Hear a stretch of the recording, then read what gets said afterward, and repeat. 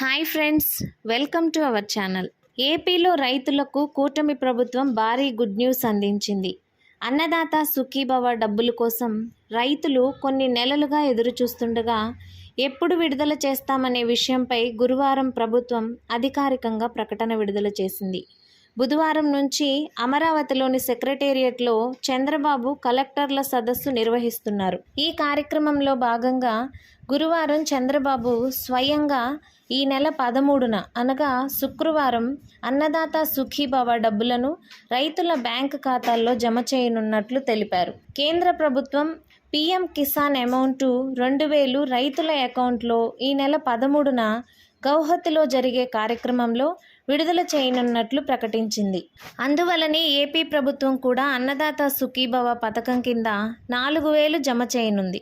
మొత్తం 6,000 రూపాయల చొప్పున ఏపీలో 46.80 లక్షల మంది ఖాతాల్లో 2,808 కోట్లు జమ కానున్నాయి.